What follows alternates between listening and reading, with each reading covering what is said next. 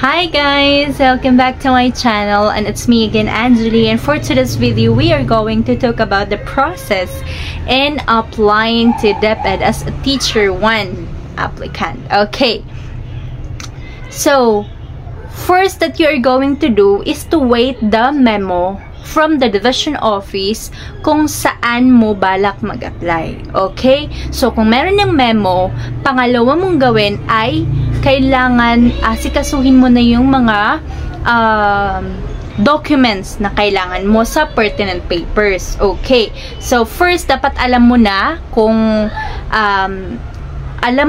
kung saang school ka magsasubmit ng pertinent papers. So, doon sa pertinent papers, number 1 doon, first page. Yarn.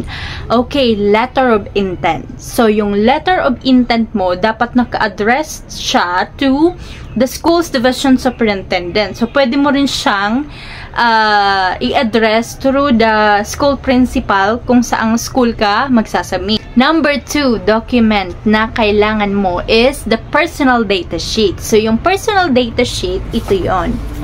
So, ito siya. Okay. CS form number 212 revised 2017. Okay, yung personal data sheet mo. And dito sa last page, okay, kailangan mo siya ng passport size na ID. Okay, kailangan mo yon. And dito, kailangan siyang ipanotary. So, yung personal data sheet. So, before nyo i-submit, kailangan naka-notary yan. Okay, tapos always check yung information na naka-input dyan. Okay, so kung meron ka namang experience related sa teaching, so dapat naka-attach sa dito sa personal data sheet yung kailangan mo magkaroon ng work experience sheet. Okay, so aside dito sa form na to, kailangan mo ng work experience sheet. Tapos, i-attach mo dito sa personal data sheet. Okay. Number 3. Okay. The photocopy of your PRC license. So, yung PRC license yun, dapat valid and updated. Okay? So, dapat hindi siya expired. Okay. Number 4. Okay, photocopy of the certificate of eligibility. So, ano yun? What are those na included doon sa certificate of eligibility? Okay, photocopy lang naman ang i-submit mo. So, importante yung rating, certificate of ratings. If you have already the certificate of good standing there, so you can include that. Okay, what are those? Okay, kung meron kang certificate of passing, pwede mo siyang i-include. So, pero ang pinaka-importante talaga is the certificate of rating. So, yun, photocopy nyon. And, number 5, the photocopy of your academic records. So, what are those? Okay, your academic records, of course, the TOR. So, kung you're from the private school, kung doon ka graduate, so meron dyan naka-attach na SO dapat. So, TOR, tapos kung private school ka galing, SO, then next yung diploma.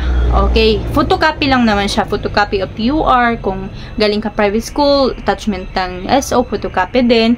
And the diploma, of course. Tapos ano pa, yung parang general average mo. So, nakukuha din yan dun sa school, of course.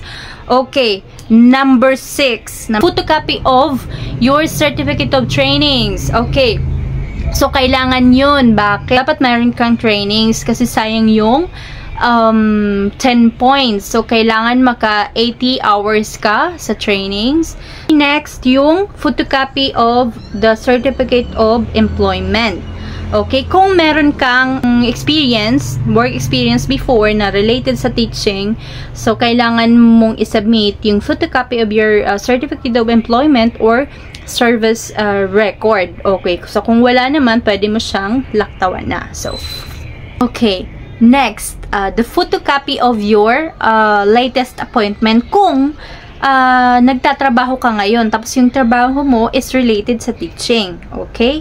So, pero kung wala naman at first timer ka, dead mo na yan. Ignore mo na. Okay? So, next.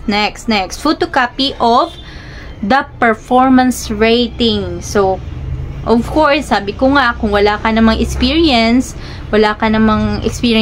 before na related sa teaching, okay, i-dead ma uli. Next, this is the checklist. This one. Ito yung next na kailangan mo.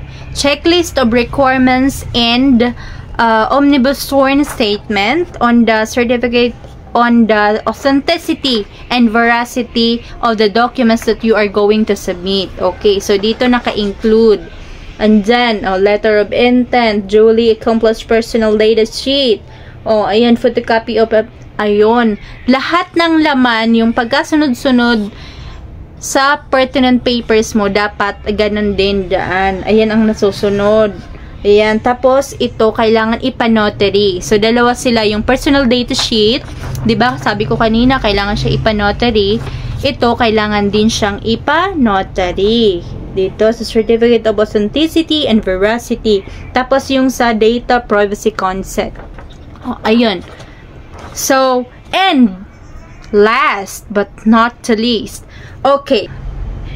Kailangan meron kang ID na naka-address kung saan ka mag-a-apply. Okay? Kasi, di ba, localization law na nagbe-base para magbigay ng item. So, if ever na makapasok ka sa ranking, so, at least, may lamang ka sa mga hindi talaga taga dyan sa inyo na dyan nag-apply. Okay? Na mga kasabay mo. Okay? So, may lamang ka. Kung ang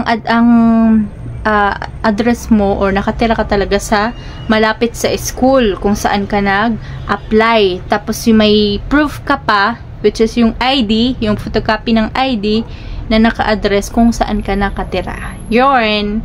So, bye!